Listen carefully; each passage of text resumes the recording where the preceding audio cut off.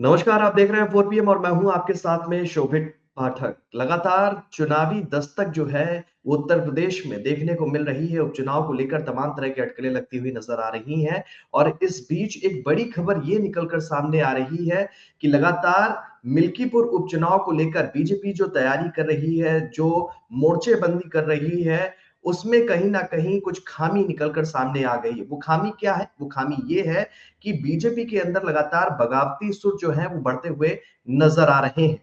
इसी मुद्दे पर विस्तार से बातचीत करेंगे और हमारे साथ बातचीत के लिए हमारे खास मेहमान केपी मलिक जी हमारे साथ जुड़ गए हैं। केपी मलिक जी, बहुत बहुत स्वागत है आपका 4 पीएम पर। जी धन्यवाद। मिल्कीपुर उपचुनाव को लेकर आज ये हम चर्चा आपसे कर रहे हैं क्योंकि मिल्कीपुर उपचुनाव में प्रदेश की नहीं देश की नजरें लगातार टिकी हुई हैं। तमाम राजनीतिक दल भी इस चुनाव को लेकर बहुत ज्यादा उत्साहित नजर आ रहा है और खास तौर पर मुकाबला जो है समाजवादी पार्टी और बीजेपी के बीच में देखा जा रहा है। योगी आदित्यनाथ भी मोर्चेबंदी करते हुए नजर आ रहे हैं और इस बीच बड़ी जानकारी ये और बड़ी खबर ये जिसने सभी का ध्यान अपनी ओर खींचा हुआ है कि लगातार टिकट बंटवारे को लेकर जो मंथन चल रहा था उसके बाद एक नया नाम निकलकर सामने आता है चंद्रभानु का, पासवान का। उसको लेकर बीजेपी में ही दो धड़े में बीजेपी बढ़ती हुई नजर आ रही है और ये उम्मीद जताई जाने लगी है कि ये जो अंतर कलह है अब खुलकर सामने आ गई है। मंच पर नेताओं का नदारद रहना और जब नामांकन होता है तो शक्ति प्रदर्शन से कुछ नेताओं ने कन्नी काटी, वो सब क्या कुछ दिखा रहा है? आपको लगता है कि बीजेपी के लिए मिल्कीपुर उपचुनाव जैसा कि अन्य उपचुनाव में बीजेपी का प्रदर्शन अच्छा रहा है, क्या मिल्कीपुर उपचुनाव में भी बीजेपी इस अंतर कलह के साथ अच्छा प्रदर्शन कर पाएगी? देखिए शोभित, आपको मिल्कीपुर को समझने के लिए थोड़ा पीछे चलना पड़ेगा। आपको सबसे जी। पहले 2024 के लोकसभा चुनाव को देखना होगा। जिस प्रकार से वहां पे समाजवादी पार्टी के जो कद्दावर नेता हैं, उन्होंने लोकसभा की जीत हासिल की और ये समाजवादी पार्टी की सीट थी, उन्होंने एमएलए रहते हुए एमपी का चुनाव जीता है। तो उससे जान सकते हैं आप कि अवधेश प्रसाद का कितना असर उस क्षेत्र में है। मेरी जानकारी के मुताबिक उन्होंने लगभग 11 चुनाव लड़े और 11 में से 9 पे जीत हासिल करना तो एक बड़ी बात है। दूसरा, भारतीय जनता पार्टी भी इस बात को जानती है और भारतीय जनता पार्टी ने इसीलिए कोशिश की थी कि भाई ये चुनाव इन 10 विधानसभा के साथ ना हो और ये किसी तरह टल जाए। और वो एक टेक्निकल प्रॉब्लम आ गई, खैर जो भी हो टल गया। अब भारतीय जनता पार्टी किसी भी तरह इस सीट को जीतना चाहती है, जबकि ये समाजवादी पार्टी की सबसे मजबूत सीट मानी जाती है और समाजवादी पार्टी इस सीट पे बहुत ज्यादा मजबूत है। उसके लिए भी ये अस्मिता का प्रश्न है, अगर वो ये सीट हार जाती है, इसलिए वो भी जोर लगा रही है। भारतीय जनता पार्टी के पास कई सीट पे चुनाव लड़ने के दावेदार थे, लेकिन पार्टी को लगा कि पासवान यहाँ से जो है, चंद्रबाबू पासवान जो है वो बहुत अच्छा चुनाव लड़ सकते हैं, शायद दलित इनकी तरफ कुछ आ जाए, कुछ पिछड़े इनकी तरफ आ जाए, अवधेश प्रसाद का जो वोटर है उसमें कुछ सेंध लगा सके। ये रणनीति सोचते हुए भारतीय जनता पार्टी इनको आगे लेके आई है। लेकिन भारतीय जनता पार्टी इनको आगे लेके तो आ गई है, लेकिन अपने जो लोग उनके साथ थे, जो दो दो दशकों से, 3 दशकों से, 1.5 दशकों से वहां पे काम कर रहे हैं, उनका टिकट नहीं हुआ। इससे कहीं ना कहीं उनमें एक विरोध इनके प्रति दिखाई दे रहा है और जिसको अब आपसी कलह कहते हैं, वो आपसी कलह वहां चल रही है और इससे भारतीय जनता पार्टी को नुकसान होता हुआ दिखाई दे रहा है उस सीट पे। तो कहीं ऐसा ना हो कि भारतीय जनता पार्टी बाहर के वोट हासिल करने के चक्कर में जो अपने वोटर हैं, जो अपने कार्यकर्ता हैं, उन्हीं को ना नदारद कर दे, कहीं उन्हीं से वही वही लोग ना नुकसान कर दें।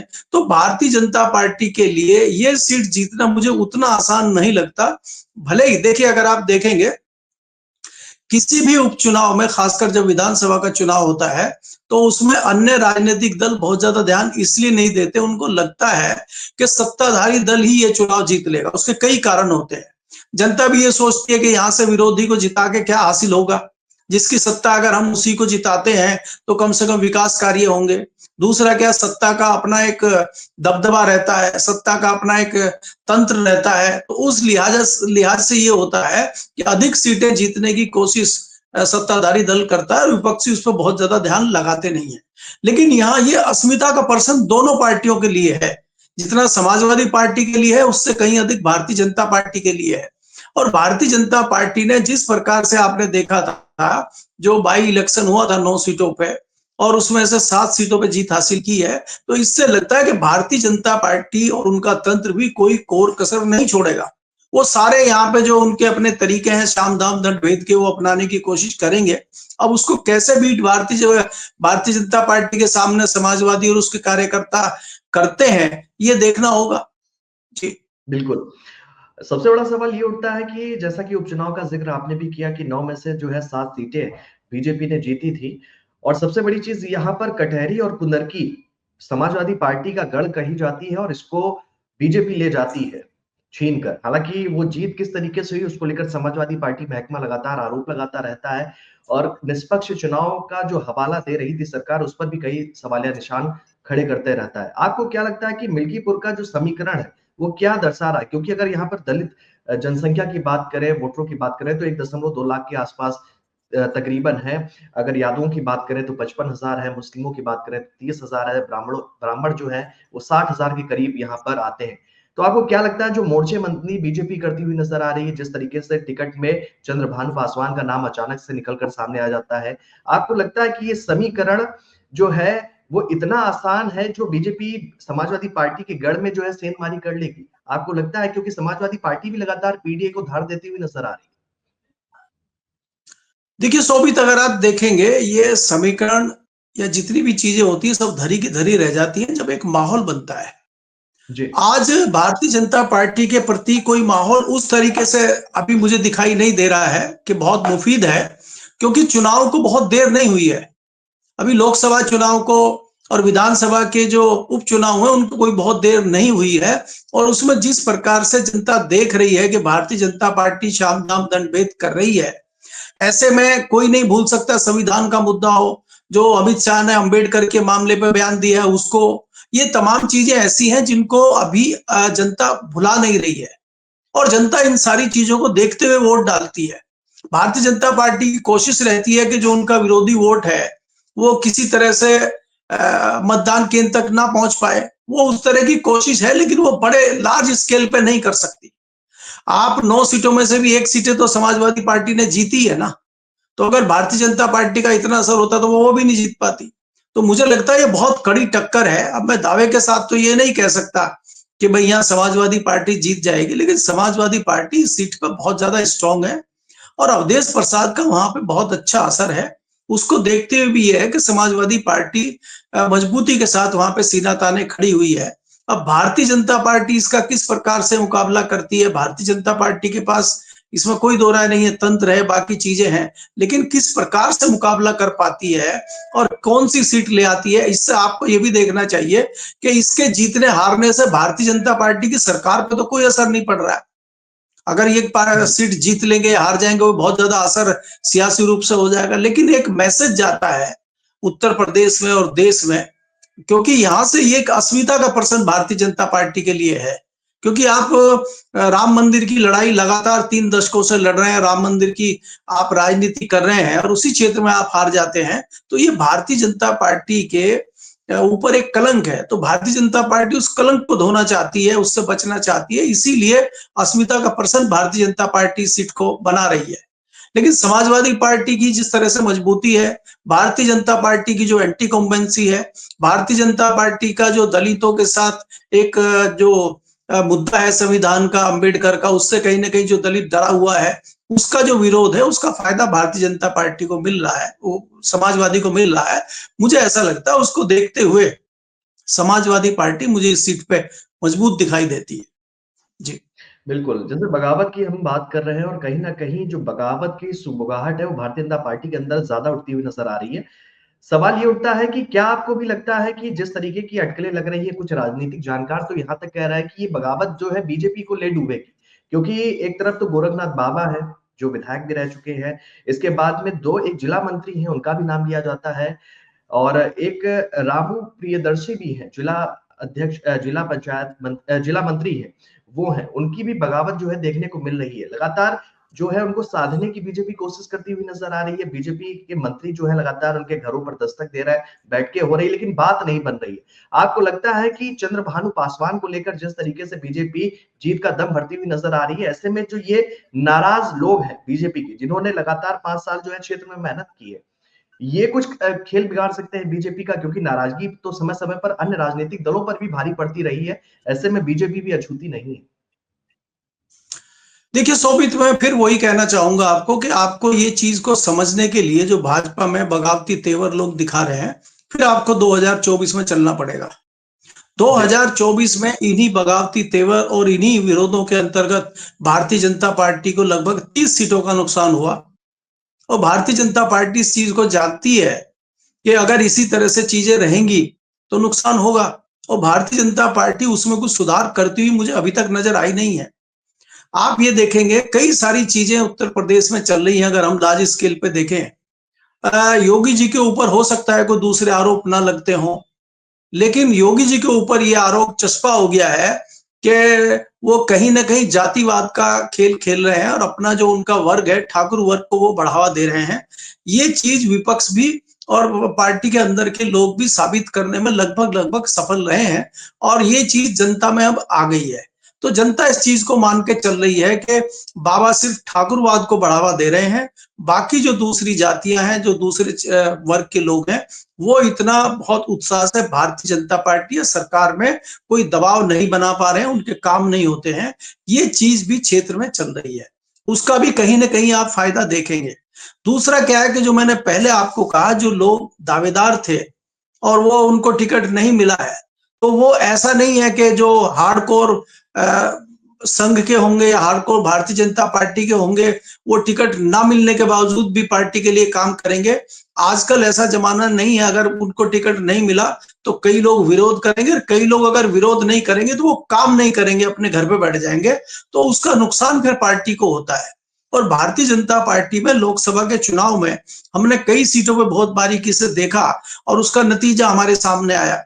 आप पश्चिम में अगर हम बात करें, चाहे वो संजीव बालियान की सीट हो, चाहे कई सारी ऐसी सीटें हैं जो अंदर कार्यकर्ताओं के विरोध से और पदाधिकारियों के विरोध की वजह से भारतीय जनता पार्टी सीट हारी है, क्योंकि भाजपा के आरएसएस के लोग घर से ही नहीं निकले, क्योंकि कहीं ना कहीं वो नाराज थे और उसका नुकसान पार्टी को हुआ। तो यहाँ पे अगर ये इस तरह की चीजें चल रही हैं तो इसका नुकसान भारतीय जनता पार्टी को होगा और इसका सीधा सीधा फायदा समाजवादी पार्टी को हो जाएगा। तो ये तमाम कारण है जो भारतीय जनता पार्टी नहीं सुधार पा रही है, नहीं ठीक कर पा रही है। तो उसमें खुलेआम आप तंत्र का काम भी कर लेंगे। देखिए, तंत्र पूरी तरह से काम नहीं कर सकता। जो सरकारी तंत्र होता है वो एक लिमिट तक ही आपकी मदद कर सकता है, लेकिन वो खुलेआम आपकी कोई मदद नहीं कर सकता।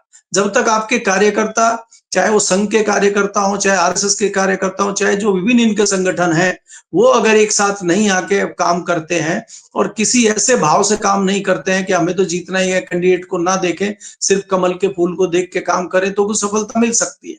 लेकिन अगर इस तरह से लोग आ गए हैं कि भाई हमें टिकट नहीं मिला, हमारी जाति के व्यक्ति को टिकट नहीं मिला, हमारे पुराने कार्यकर्ताओं को टिकट नहीं मिला, हम तो विरोध में हैं, अगर वो वोट डालने भी नहीं जाते हैं या काम भी नहीं करते हैं, तो उसका नुकसान भी तो कहीं ना कहीं उनके संगठन को और उनकी पार्टी को होगा। तो उसका फायदा भाजपा समाजवादी पार्टी को मिल जाएगा। तो अभी इस तरह की चीजें चलेंगी और समय बहुत कम है। अब आप देख रहे हैं कि आज लगभग 10 दिन बचे हैं, तो 9 दिन का समय है आपका। तो अगर अभी तक भी आप निश्चित इस तरह की कोई चीज नहीं कर पाए हैं, तो अगले 9 दिनों में कोई बहुत बड़ा मामला आप कर लेंगे, मुझे नहीं लगता। जी। अच्छा, कुछ मुद्दे भी बहुत ज्यादा प्रभाव रखते हुए नजर आ रहे हैं। समाजवादी पार्टी की मुखिया कहते हुए नजर आ रहे हैं कि ऐसे तमाम मुद्दे हैं जिसमें बीजेपी से सवाल जनता पूछ रही है। महंगाई है, बेरोजगारी है, भ्रष्टाचार है, पेपर लीक जैसे मुद्दे हैं, नियुक्तियों से जुड़े हुए मुद्दे हैं। इन मामले में लगातार बीजेपी सरकार गिरती हुई नजर आ रही है। ये मुद्दे भी मिल्कीपुर उपचुनाव में अपनी छाप छोड़ते हुए नजर आएंगे, कुछ समीकरण को बदलते हुए नजर आएंगे। क्या ये उम्मीद आपको समझ में आ रही है चुनाव? नहीं शोभित, मैं इन मुद्दों को कोई बहुत बड़ी चीज नहीं मानता। आप दिल्ली में विधानसभा के चुनाव हो रहे हैं, आप मुझे जी। बताइए, चाहे वो भारतीय जनता पार्टी हो, चाहे वो आम आदमी पार्टी हो, चाहे वो कांग्रेस पार्टी हो, तीनों मुख्य दल हैं। यहाँ पे कोई बेरोजगारी की, महंगाई की बात कर रहा है क्या? यहाँ दूसरे जुमले उछाले जा रहे हैं। धार्मिक लोगों की बात हो रही है, जातिवाद की बात हो रही है, क्षेत्रवाद की बात हो रही है कि यूपी के पूर्वी आ गए हैं, बिहारी लोग आ गए हैं, उनका वोट किस प्रकार जी। से हासिल किया जाए, किस तरह से हम फ्री की रेवड़ियां बांट दें, उस तरीके की बात हो रही है। ये सब बेमानी बातें हैं कि बेरोजगारी, शिक्षा और दूसरी जो है महंगाई की बात करना, ये खाली जुमले, पुराने जुमले हैं राजनीति में। ये सब जुमले खत्म हो चुके हैं। अब नया चल रहा है कि फ्री की रेवड़ियां कौन देगा, और दूसरा जातिवाद, धर्म का जो मुद्दा है उसी पर चुनाव होगा। यहाँ पे आप जो देखेंगे ये तो सीट ही धार्मिक सीट है, इस पर तो हमेशा धार्मिक की बात होती रही है, यहाँ तो मंदिर की बातें होती रही है। तो यहाँ ये मुद्दों का कुछ मामला होगा, कुछ मामला उठेगा, मैं इसको नहीं मानता। यहाँ पे सिर्फ धार्मिक आधार पर, पिछड़ों के आधार पर ही चुनाव होगा, ये मैं निश्चित तौर पे कह सकता हूँ। जी बिल्कुल। उपचुनाव की अगर बात करते हैं तो लगातार समाजवादी पार्टी जो महकमा है वो पीडीए को धार देता हुआ नजर आ रहा है, क्योंकि लोकसभा चुनाव में बड़ा करिश्मा कर पाई थी, 37 सीटें समाजवादी पार्टी के पास में, 33 पर बीजेपी आ जाती है। तो आपको लगता है कि पीडीए फॉर्मूला इस चुनाव में कोई खासा असर दिखा पाएगा? क्योंकि समाजवादी पार्टी जिस तरीके से प्लानिंग करती हुई नजर आ रही, कहीं ना कहीं बेस जो है वो पीडीए ही है, पीडीए को ही धार दे रही है, और उसी हिसाब से समीकरण इस उपचुनाव में भी साधती हुई नजर आ रही है। तो वो कहीं ना कहीं बीजेपी पर भारी पड़ सकता है, क्या आपको वर्तमान समीकरण लगता है? देखिए शोभित, आपको ये देखना होगा जिस प्रकार से दलित समाज में मायावती की एक पार्टी थी और मायावती मुख्य राजनीतिक दल था, मायावती का दल लगभग समाप्त हो चुका है। तो जो पिछड़ा और दलित है वो एक नए मुफीद जगह ढूंढ रहा है। अब उसको ऑप्शन में क्या है कि ऑप्शन में मुफीद उसके लिए कांग्रेस रहती है, लेकिन कांग्रेस मैदान में नहीं है, तो लिहाजा वो भारतीय जनता पार्टी को जो टक्कर समाजवादी पार्टी दे रही है बहुतायत में, उसके साथ जा रहा है।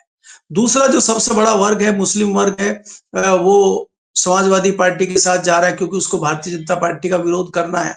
तो ये, और जो भारतीय जनता पार्टी का एंटी कॉम्बेंसी का वोट है, जो भारतीय जनता पार्टी का किसी न किसी तरह से नाराज वोट है, वो इकट्ठा होकर समाजवादी पार्टी के ऊपर जा रहा है और उसका फायदा समाजवादी पार्टी को मिल रहा है। अगर यहाँ पे बहुजन समाज पार्टी मजबूत दिखे या कहीं कांग्रेस मजबूत दिखे, तो ऐसा नहीं है कि पीडीए के फॉर्मूले को वो बांध के चल लेंगे, इसमें वोटों का बंटवारा हो सकता है।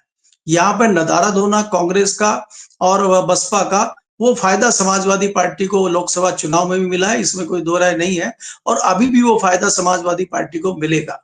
क्योंकि अभी पिछड़ा और दलित समझ चुका है कि उनकी जो आवाज केंद्र के हिसाब से, पूरे भारत के हिसाब से अगर आवाज कोई अच्छे तरीके से उठा रहा है तो वो कांग्रेस ही है। बाकी दल तो क्षेत्रीय काम कर रहे हैं, अपने अपने अपने राज्यों में क्षेत्रीय दल काम कर रहे हैं, चाहे वो बिहार हो, बंगाल हो, चाहे उत्तर प्रदेश हो। जो जो सभी जगह एक आवाज बड़ी उठा रहा है वो कांग्रेस है। तो इसलिए मुझे लगता है कि आने वाले, अगर आप लोकसभा की बात करें या आने वाले विधानसभा की बात करें आप, तो कहीं ना कहीं ये पिछड़े और दलित और मुस्लिम कांग्रेस की तरफ को भी रुख करेंगे, और कांग्रेस का जनाधार, कांग्रेस का वोट प्रतिशत भी बढ़ेगा। इसका एक उदाहरण आप दिल्ली में ले सकते हैं कि दिल्ली में महागठबंधन के साथ आम आदमी पार्टी और कांग्रेस एक साथ होते हुए भी अलग अलग लड़ रहे हैं।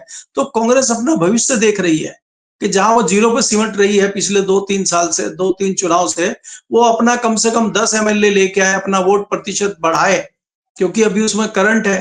तो वही वो चीजें आने वाले चुनाव में देखेगी। तो पीडीए का फॉर्मूला अखिलेश का उस टाइम बताएगा कि क्या असर कारक है। आज खाली एक सीट के लिए हम पीडीए की बात करें, इसमें मुझे कुछ बहुत ज्यादा असर नहीं दिखता है। ये तो परिस्थिति जन्य वोट है जो मिलेगा। बाकी आने वाले चुनाव में, जो विधानसभा चुनाव 2027 में यूपी में होगा, उसमें पता चलेगा कि पीडीए कितना मजबूत है। क्योंकि मैं निश्चित तौर पे कह सकता हूं कि कांग्रेस अलग चुनाव लड़ेगी और ज्यादा से ज्यादा सीटों पर चुनाव लड़ेगी, या अखिलेश के साथ उनका समझौता हो तो बहुत अच्छा है, नहीं होता है तो कांग्रेस अलग चुनाव लड़ने का काम करेगी। क्योंकि कांग्रेस भी कहीं ना कहीं उत्साहित है। कांग्रेस की लोकसभा की सीटें जिस तरह से पहले 50-52 सीटें थी और अभी वो 100 पे पहुंच गई है, तो डबल हो गया है उसका भी, तो उसको वो भी उत्साह में है, और वो भी ये सोच रही कि हमारा वोटर कम से कम जिंदा है। भले ही हमारे कार्यकर्ता कम हो ना हो, लेकिन हमारा एक वोटर जिंदा है, और जो वोटर इधर उधर चला गया था पिछड़ा दलित, वो वापस कांग्रेस में आने के लिए तैयार बैठा है। तो इस चक्कर में कांग्रेस भी अपना भविष्य कहीं ना कहीं तलाश रही है। तो इसलिए ये इस सीट, एक सीट पे हम पीडीए की बात करके मुझे नहीं लगता कि ये न्याय करेंगे उनके साथ। जी अच्छा, कुछ जानकार ये जताते हैं कि जब से समाजवादी पार्टी के साथ में कांग्रेस जो है उत्तर प्रदेश में अपने कदम को बढ़ाती हुई नजर आ रही, इससे कांग्रेस को ही झटका लग रहा है। समाजवादी पार्टी जो है, हालांकि संजीवनी कांग्रेस को मिलनी चाहिए, लेकिन कई जानकार ये कहते हैं कि भविष्य में चलकर जो है कांग्रेस को ही मुंह की खानी पड़ेगी। ऐसा कुछ समझ में आता है आपको? नहीं, देखिए इसमें कोई दो राय नहीं है कि समाजवादी पार्टी उत्तर प्रदेश में काफी मजबूत है, लेकिन कांग्रेस को मुंह की खानी पड़े। कांग्रेस की एक लोकसभा की सीट थी पिछली बार, इस बार जी। उसकी 6-7 सीटें आ गई हैं। तो आप इसको मुंह की खाना क्या कहेंगे? उनका तो जनाधार बहुत तेजी से बढ़ गया है उत्तर प्रदेश में। तो मैंने पहले ही कहा कि कांग्रेस कोई ये नहीं कहेगी कि हमें उत्तर प्रदेश में अपनी सरकार बनानी है। दिल्ली में भी कांग्रेस अपना दावा ये नहीं ठोक रही कि दिल्ली में हम अपनी सरकार बना रहे हैं। वो लड़के अपने जनाधार को बढ़ाना चाहती है, अपने वोट फीसद को बढ़ाना चाहती है। यही कोशिश अभी कांग्रेस की है। कांग्रेस टारगेट कर रही है 2029 को। कांग्रेस को कोई जल्दीबाजी नहीं है। और आने वाले समय में क्या होगा कि एक क्षेत्रीय दल सिर्फ अपने राज्य में काम करेगा। भारतीय जनता पार्टी की 15 साल की एंटी कॉम्बेंसी हो जाएगी। भारतीय जनता पार्टी से लोग बोर हो जाएंगे। तो वो उस चक्कर में उस तरीके से कांग्रेस एक बड़े लार्ज स्केल पे अपने उसको देख रही है कि किस प्रकार से भारतीय जनता पार्टी को हम टारगेट करेंगे। हो सकता है कहीं कांग्रेस कमजोर हो, वहां दूसरे क्षेत्रीय दल मजबूत होंगे। तो भारतीय जनता पार्टी को घेरने का जो बड़े लेवल पे काम करेगी वो कांग्रेस ही करेगी। आज भी अगर आप देखेंगे केंद्र में कांग्रेस ही केंद्र बिंदु है सबका, बाकी सब छोटे छोटे दल तो उसके चारों तरफ है। अगर कांग्रेस उसमें से निकल जाती है तो फिर महागठबंधन में बचता क्या है। तो इसलिए कांग्रेस को आप जो है नकार नहीं सकते। जी जी, उत्तर प्रदेश की हम बात करते हैं। मिल्कीपुर में उपचुनाव होना है। समाजवादी पार्टी और बीजेपी के बीच में टक्कर मानी जा रही है। बसपा सरेंडर कर चुकी है, लेकिन चंद्रशेखर आजाद जो है दमखम बढ़ते हुए नजर आ रहा है। उन्होंने अपने प्रत्याशी का भी ऐलान कर दिया इस उपचुनाव में। आपको लगता है कि ये कोई की फैक्टर हो सकता है? क्योंकि चंद्रशेखर आजाद जो है वो जहां-जहां बसपा जो है डाउन हो रही है, वहां पर वो खुलकर बैटिंग कर रहे हैं। आपको लगता है कि ये जो समीकरण है, ये मुकाबला जो है वो 2 लोगों के बीच ना होकर त्रिकोणीय नजर आ रहा है और चंद्रशेखर आजाद भी बहुत कुछ बना और बिगाड़ सकते हैं इस उपचुनाव में? देखिए शोभित, अगर आप देखें जिस प्रकार से मैंने आपको बताया कि काशीराम ने मायावती जी को बढ़ाया और बहुत अच्छे मुकाम पे पहुंचा दिया। वो 4 बार उत्तर प्रदेश की मुख्यमंत्री रही और उन्होंने बहुत अच्छा शासन भी चलाया और बड़े लंबे समय तक उत्तर प्रदेश में काबिज रही। आज भी उनकी धमक है। लेकिन जिस प्रकार से पिछले वो 2-3 चुनाव से बैकफुट पे हैं, 2-3 चुनाव से वो दबी हुई दिखाई दे रही हैं, उससे कहीं न कहीं उनके वोटर में भी एक ऐसी शंका हो गई है कि बहन जी क्यों दबी हुई है। ऐसे में एक नई आशा की किरण उन्हें कहीं न कहीं चंद्रशेखर में दिखाई देती है। और चंद्रशेखर जो है बहुत एग्रेसिव युवा है। वो जिस प्रकार से दलितों की लड़ाई लड़ रहा है, उससे उसका जनाधार तो बढ़ा ही है। मायावती 3 बार चुनाव लड़ने के बाद तीसरी बार में सांसद बनी थी और चंद्रशेखर का पहली बार में सांसद बनना और तमाम विरोधों के बाद, चाहे वो भारतीय जनता पार्टी हो, कांग्रेस हो और पश्चिम उत्तर प्रदेश का बड़ा दल राष्ट्रीय लोकदल हो, तो चाहे वो समाजवादी पार्टी के अखिलेश हो, सबने उसकी कॉन्स्टिट्यूएंसी में रैलियां की, सबने विरोध जताया। उसके बावजूद 1.5 लाख वोटों से जीतना चंद्रशेखर का ये जताता है कि चंद्रशेखर में भी करंट है और उसकी पार्टी में भी करंट है। और चंद्रशेखर भी आने वाले 2027 के चुनाव पर नजर बनाए हुए है। उसको पता है कि मायावती जी धीरे धीरे जैसे जैसे कमजोर होती जा रही है, उसका सीधा सीधा फायदा चंद्रशेखर को मिलेगा। तो मैं तो ये कह सकता हूं कि मुझे उत्तर प्रदेश के जो मायावती है वो चंद्रशेखर की तरफ, नई मायावती कह सकते हैं आप चंद्रशेखर को, कि उत्तर प्रदेश में नई मायावती चंद्रशेखर के रूप में काबिज हो रही है और आ रही है। क्योंकि चंद्रशेखर का जो फोकस है वो खाली उत्तर प्रदेश पे ही नहीं, वो देश की दलित राजनीति पर फोकस बनाए हुए है। और आप देखेंगे संसद में जिस प्रकार से वो बेखौफ होकर दलितों के मुद्दे उठा रहे हैं, एग्रेसिव होकर अपनी चीजें सामने रख रहे हैं, तो उससे लग रहा है कि दलितों में भी एक जोश आता है और कोई भी वर्ग सोचता है कि हमारा आदमी संसद में या किसी भी सदन के पटल पे किस प्रकार से हमारे मुद्दों को रख रहा है, हमारी लड़ाई लड़ने का काम कर रहा है। वो लोग मान चुके हैं कि जो मायावती का समय था वो समाप्त हो चुका है और आने वाला समय चंद्रशेखर का है। तो इसमें कोई दो राय नहीं है कि चंद्रशेखर को फायदा उत्तर प्रदेश में मिलेगा। दूसरा, जैसे आप मिल्कीपुर की बात कर रहे हैं, चंद्रशेखर के कैंडिडेट को अच्छे वोट मिलने की उम्मीद है। ये तो मैं नहीं कह सकता कि वो विधानसभा सीट जीत जाएंगे, क्योंकि 2 बड़े दल की भयंकर लड़ाई चल रही है। ऐसे में अगर चंद्रशेखर वहां पे अपनी हाजिरी लगाते हैं और अपनी उपस्थिति दर्ज कराते हैं तो ये चंद्रशेखर के लिए एक बहुत बड़ी बात होगी।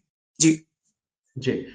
एक सवाल ये भी है मलिक जी की, लगातार जो इस उपचुनाव से उम्मीदें जताई जा रही हैं कि ये उपचुनाव में जो भी नतीजा आएगा, ये 2027 में बहुत कुछ बना और बिगाड़ पाएगा और इससे बहुत ज्यादा स्थितियां भी क्लियर हो जाएंगी। तो आपको भी लगता है कि 2027 में योगी आदित्यनाथ की प्रतिष्ठा, समाजवादी खेमे की अगर बात करते हैं तो अखिलेश यादव की प्रतिष्ठा, जो भी हार जीत का रिजल्ट आता है 8 फरवरी को, तो ये 2027 में भी बहुत ज्यादा महत्व रखेगी या कुछ और आगे की तरफ इशारा करती हुई नजर आएगी? सो भी देखिए, मैंने आपको पहले ही कहा कि ये सीट जो है अस्मिता वाली सीट है। दोनों जी। दलों के लिए अस्मिता का प्रश्न बनी हुई है।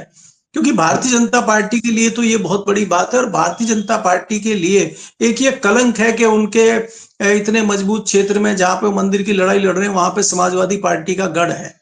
और दूसरी बात, अगर समाजवादी पार्टी की करते हैं तो उनको अपना ये गढ़ बनाए रखने के लिए, अपनी मजबूती बनाए रखने के लिए, अपने आप को मजबूत दिखाने के लिए इसको जीतना बहुत जरूरी है। तो दोनों लोगों के लिए जीतना जरूरी है, लेकिन इस सीट के हार जीत से किसी अभी की सरकार पे फिलहाल या आने वाले चुनाव में कोई बहुत ज्यादा फर्क पड़ेगा, मुझे इससे कोई ये नहीं दिखाई देता कि भाई इसका कुछ असर हो जाएगा 2027 के चुनाव में। मैं इस बात से इत्तेफाक नहीं रखता।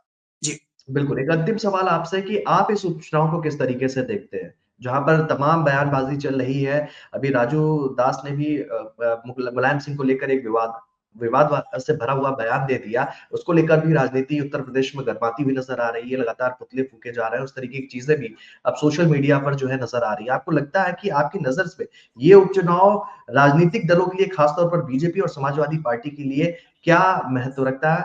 क्या आपको लगता है? जी। देखिए शोभित, अगर आप देखें, महंत राजू जी जैसे जो लोग हैं वो कहने जी, के लिए महंत हैं, लेकिन वो सियासी बयानबाजी उनकी लगातार चलती रहती है, और पहले भी वो खुद भी कई बार अपमानित भी हुए हैं और विवादों में भी वो रहे हैं। जी, मुझे लगता है कि किसी संत को बहुत ज्यादा इस तरह की राजनीति में नहीं घुसना चाहिए। अगर उनको राजनीति करनी ही है तो और योगी आदित्यनाथ की तरह उनको भी चुनाव लड़ना चाहिए, और चुनाव लड़के जीत के उनको आगे आना चाहिए। अगर वो जी, चुनाव नहीं लड़ रहे हैं तो उनको राजनीति में इस तरह की चीजें नहीं करनी चाहिए। ये तो वो ये बात सिद्ध होती है कि वो कहीं ना कहीं भारतीय जनता पार्टी के कार्यकर्ता के रूप में काम कर रहे हैं और इस तरह की बयानबाजियां दे रहे हैं।